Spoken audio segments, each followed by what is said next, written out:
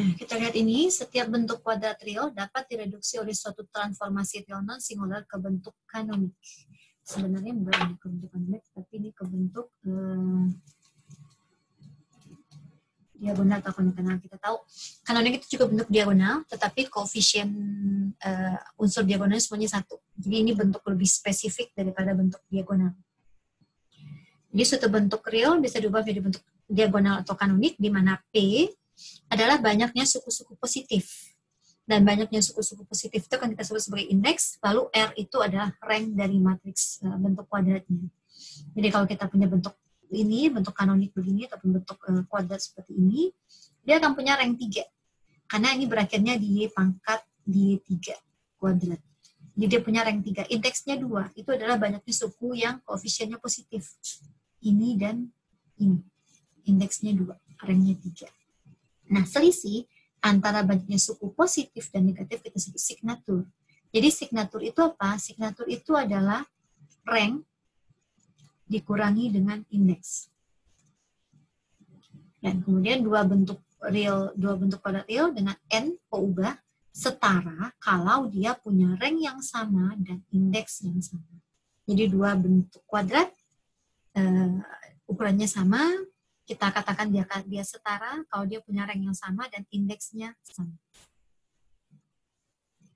Kita lihat sekarang kita masuk ke bentuk definite dan semi-definite. Pada teorema terkait ini, itu kalau A bentuk simetris, maka bentuk kuadrat X transpos AX itu kita sebut sebagai definite positif kalau X transpos AX lebih dari 0 untuk setiap X tidak sama dengan 0. Dan ternyata ini punya hubungan dengan nilai eigen. Jadi kalau matriks A ini, kalau ada matriks A, kamu cari nilai eigennya, ketemu nilai eigennya semuanya positif. Nah, kalau matriks A itu kamu jadikan matriks bentuk kuadrat, nah ini akan kamu dapatkan dia selalu positif untuk X yang tidak sama dengan 0. Jadi kan kalau ketemu bentuk kuadrat seperti yang tadi, kan misalnya, kita anggaplah A11 X1 kuadrat tambah A12 X1 X2 tambah A13 X1 X3 dan seterusnya sampai berakhir di ANN XN kuadrat. Nah, ini kan bisa positif bisa negatif tergantung nilai X-nya, tergantung nilai A-nya, suku ini kan kalau ini dijumlahkan semua, jumlah ini kan bisa positif, bisa negatif. Tergantung nilai A-nya, tergantung nilai X-nya. Dan ternyata, kalau nilai eigen dari matriks A yang membangun A11, A1, dan seterusnya ini semuanya positif, maka bentuk ini akan selalu positif.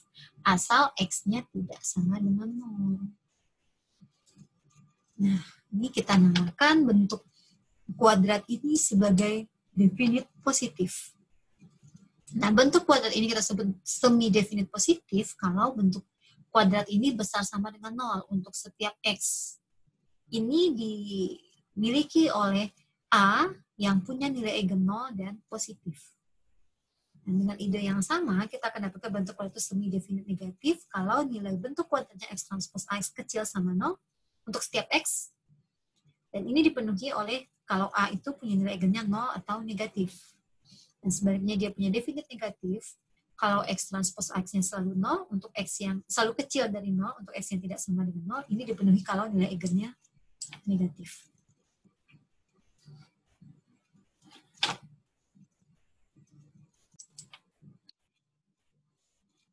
Nah, kita lihat ini, matriks A, 422, 242, 224.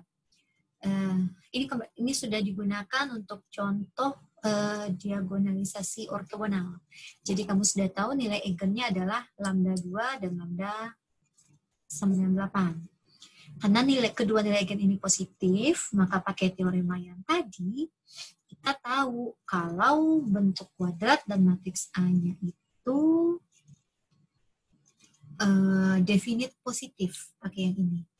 Kenapa nilai eigennya positif? Sudah pasti X transpos AX-nya positif. Kita akan dapatkan matriks A-nya yang definite positif. Kita tahu dari mana dia? Kan kalau X transpos AX kita kan dapat seperti ini nih. Ini sudah pasti positif, dan ini dengan kombinasi X dan Y, dia bisa saja ini lebih kecil daripada ini misalnya, tetapi penjumlahan semua akan selalu positif. Akan seperti itu, karena matriks A-nya ini adalah matriks yang definite positif. Jadi kan kita ketemu akan bentuk seperti ini. Jadi kalau untuk melihat suatu matriks definite positif atau definite apa, dilihat saja dari nilai eigennya. Nah, sekarang kita lihat teorema terkait ini juga. Kalau A matriks simetris, dia definite positif jika dan hanya jika determinan dari setiap submatriks utamanya positif. Apa itu submatriks utama?